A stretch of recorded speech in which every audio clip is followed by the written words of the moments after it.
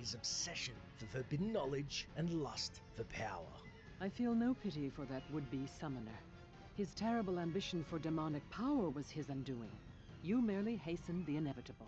However, it does seem that Deckard Cain, although perhaps didn't grasp the sorcerer's identity in the end, pitied the doomed practitioner, but regardless of prior relation, was a realist when it came to Jazrith's eventual fate, and that nobody escapes the everlasting ire of a prime evil. I hope that this false summoner found peace in death. Unfortunately, it is more likely that he will be dragged down into hell by the demons he was bound to. Let this be a lesson to you. Demonic magic is a quick path, but its powers are seductive and deadly. It should be noted, the summoner we see in Diablo 2 was not actually officially recognized in canon as the same sorcerer from Diablo 1 until nearly a decade later during BlizzCon 2011, when a single hero asked the fateful question of the devs, and it took a full minute for the answer to arrive. Enjoy. Okay, you just mentioned about the Diablo 1 heroes were going to be Blood Raven in Diablo 2. So I'm wondering, is the Summoner also the hero from Diablo 1? Well, I'm just the Summoner, meaning the guy from. Help us out here. What's the area that he's in? Arcane Sanctuary, right? Thank you. Wasn't that was that Horizon? Yeah. Man, we're doing great. Yeah, the question, the summoner was supposed to be the hero, yeah, from Diablo 1.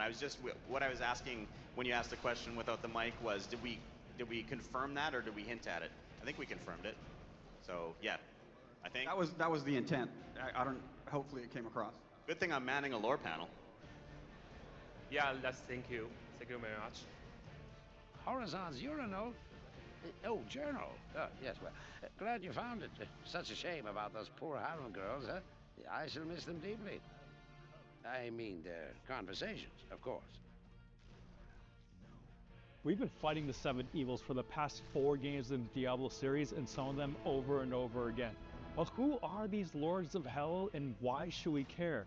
In this video, you'll find out. First off, let's talk about Asmodan. Believe it or not, folks, he is not just a Nikocado Avocado Mukbang King of Hell. He also happens to moonlight as the Lord of Sin. As the Lord of Sin, Asmodan relishes in guiding righteous people down the path of sin. He has an army of succubi and incubi under his command to indulge people in pleasures of the skin and drag them back down into hell with them. And speaking of hell, Asmodan's domain is considered the most densely populated and full of profane indulgences. It's said to start out as a harem that gets deeper and deeper into more perverse acts until pleasure and pain is completely indistinguishable. We can see some of this as a manifestation of his domain in Diablo 3's area Crater, where he has these titans bound in these searing hot metallic bondages. And also on our journey to pump him full of Ozempic, you find plenty of succubi along the way. Speaking of, we last saw him back in Diablo 3. He has not been seen yet in Diablo 4, but we can surely look forward to his appearance at some point in the future. Next, we have Belial, the Lord of Lies. Belial, like Asmodan, has made only a single appearance in the Diablo games, and that was back in Diablo 3. A master of manipulation, his cunning is only second to Mephisto in manipulating humankind to rally behind him and puppeteer them to accomplish his demonic will. This was seen back in Diablo 3 with the cult of Magda, where he made willing humans become participants in his demonic plans. Hiding in plain sight, Belial is the closest thing to what we consider the modern Antichrist, as he will appear as a charismatic, trusted leader of men, only to lead those people to their doom. And only once cornered will he show his true form, and we do see his monstrous presence back in Diablo 3. Now in Hell, Belial's realm is disguised as a realm of paradise, but the deeper you go in, the guise is shifted and you fall into torturous traps, fitting his deceptive nature. Next we have one of our silent antagonists, and that is Duriel, Lord of Pain. We've encountered Duriel twice so far, first off in Diablo 2 when he jump scared us in the Tomb of Tel Rasha, and then another time in Chaldeum in Diablo 4. Believe it or not, he is not just a Magadon steroids loot pinata that drops uber uniques. He is the Lord of Pain. Within his realm in hell, he incorporates all sorts of torture devices on his victims to his grim satisfaction. Duriel does not seem to understand what pain means to his victim, and instead relishes off of his theater of agony. Next, our silent antagonist number 2 is Andariel, the Maiden of Anguish. Andariel is actually considered the twin of Duriel, and instead of physical pain that Duriel enjoys, she prefers the mental pain and anguish of her victims. The most sociable and relationship-oriented of all the evils, Andariel cannot deal with isolation because she gets true fulfillment from the agony of others. In fact, she used to be Diablo's closest confidant before betraying him and exiling him with his brothers into Sanctuary, where she relished greatly from his misery. Although Andariel is silent in the games, we do get a glimpse of how she functions through her possession of Taisa, living and writhing in her mind to raise her inner anguishes to the surface so she can take control. Honestly, lore-wise, she seems to be a really deep character, so it is a bit of a shame that the character isn't more fleshed out in the actual games themselves. That covers the 4 lesser evils, and now we move on to the big bad 3. First off, we're going to talk about Baal, the Lord of Destruction, who was front and center in Diablo 2's expansion, aptly named the Lord of Destruction.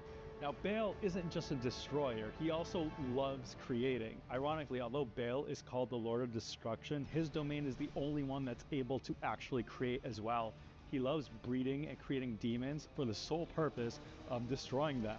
The same thing goes to his vast, large, well-fortified cities within his domain that he creates, only to develop even bigger weapons that are then used to bring those cities crashing down. Those weapons are created in the Hellforge, which lives within his domain and is the only source of creation within the 7 realms of hell. Now, Baal thrives on absolute destruction, and as such, he is an absolutely cunning mastermind when it comes to warfare. And we're able to see this in his assault of the Area Summit back in Diablo 2. Not only was he able to gain a foothold there over the barbarians, but then he went ahead and corrupted one of the most significant artifacts in the entire Diablo universe, which is the World Stone, one of the eyes of the original Anu, corrupting it to twist Sanctuary and any other worlds following his whims. As a result, Tyrael, upon Baal's defeat, was forced to destroy this corrupted World Stone. We haven't seen Baal yet in Diablo 4, but we have a few hints here and there as to where his whereabouts can be. You can check that out in my previous video, right over here. The second primeval we're going to talk about, Mephisto, the Lord of Hatred, is considered the most intellectual of all the evils in hell. In fact, it is said if there was one true Lord of Hell, Mephisto could be the one. His strength is in the power of turning people, no matter how close, against one another. And we could clearly see this with his offspring, Lilith, manipulating humanity to turn on their closest friends and neighbors in pursuit of her loyalty. In fact, his ploys run inside the domains of hell himself. He loves playing games to turn his own brothers, Diablo and Baal, against one another, and then putting himself in between as a mediator to pull the puppet strings on both of them. Mephisto's domain of hatred and hell is full of different factions conniving to overthrow one of each other and sowing discord on the inside. He loves cunning strategies, manipulations, betrayals, all based on his ability to generate hatred. However, this isn't always to his benefit. Mephisto is the only one, as far as we know, of the prime evil that has birthed 2 different children. One, his son Lucian, and the second, the front woman of Diablo 4, Lilith herself. His seething hatred towards his children and Lilith created such severe daddy issues that Lilith ran off with an angel, stole the World Stone, and created Sanctuary as we know it today. The last time we saw Mephisto was back in Diablo 2, where he freed his brothers from their vessels, Diablo rising from the Dark Wanderer, and Baal rising from Tal Rasha. Of course, we see plenty of Mephisto's involvement and Lilith's daddy issues in Diablo 4, where her primary objective is to absorb his essence. Instead, he managed to get Neyrel to absorb his essence inside of a soul stone, and we can see in the latest cinematic trailer for Vessel of Hatred that his manipulation of Neyrel is growing stronger every day. Whether she'll be able to hold out or not, we're going to see in October in Vessel of Hatred. Last, and certainly not least, the titular character Diablo himself, considered the youngest of the prime evils. Diablo is considered the strongest of all the evils in hell for one primary reason, and that is that he is terror manifest. He happens to be the only demon in hell that is unable to feel any fear. Although Mephisto is considered the most intellectual of the three prime evils, Diablo is by far the most cunning. His ability to grasp and manipulate humankind to follow and do his bidding is unlike any of his other brothers. In Diablo 1, he manipulates the Archbishop Lazarus, leader of the light, to provide him a vessel in King Leoric's son to resurrect Diablo in the mortal planes. And following Diablo's defeat by another one of Leoric's sons, Aiden, he somehow convinces Aiden sticking the Soul Stone in his head will allow him to contain Diablo. Instead, Diablo was pulling the strings, somehow convinced the witch Adria to sleep with him, birth a child, and then convince Adria to create this massive ploy in Diablo 3 to use Leah as a vessel for not just Diablo, but Diablo controlling the powers of all the other evils through the Black Soul Stone and becoming the prime evil. Although he was defeated then, I am sure we're going to see him again at some point in Diablo 4. That's it for this video, guys. If you enjoy quality, curated Diablo videos, this is the channel for you. Please help support me by subscribing, liking, and hopefully I'll see you next time. Diablo 4 Lord of Hatred didn't just end the Age of Hatred, it may have revealed exactly what comes next for the franchise. In this video, I want to break down what Mephisto is actually trying to do at the Pools of Creation, why the ending feels so final, what Rathma's prophecy is pointing towards now, and whether the Lord of Hatred is truly the last major chapter of Diablo 4. And yes, this video contains major spoilers for the Lord of Hatred campaign and post-campaign quests. With that, let's jump right in. First off, at the center of Lord of Hatred is Mephisto, disguised as Akarat, leading his flock across Gobos towards the Pools of Creation.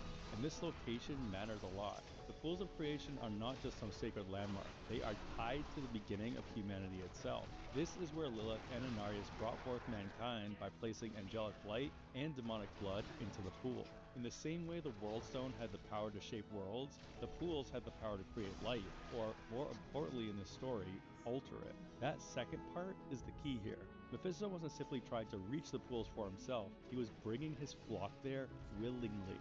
And that word matters a lot, willingly.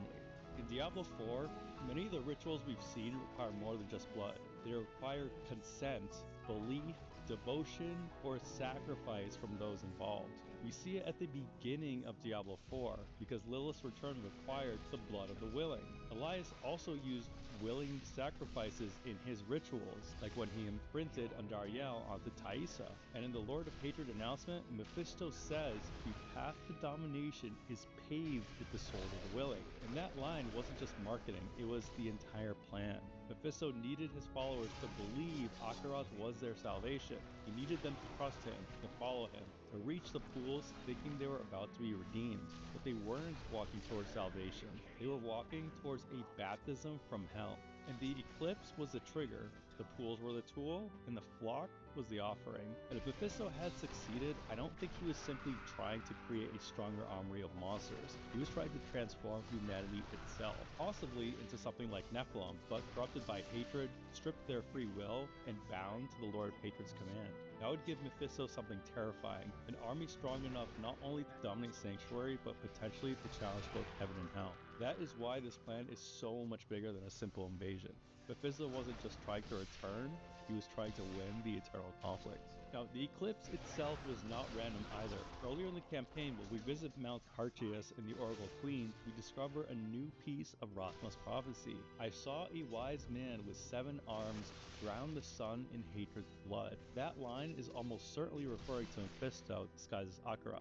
Akarat provides the image of the wise man. Mephisto provides the additional limbs, his demonic arms and that massive spinal tail forming the 7th. And drowning the sun in hatred's blood points directly to after the eclipse, but the campaign also gives us more context through the oracles. Outside the observatory, the seers discuss older eclipses, and every one of them is catastrophic. One eclipse is tied to winged shadows descending upon Skobos, which is referencing Malthael's reaping roughly 50 years before Diablo 4 when Diablo 3 took place.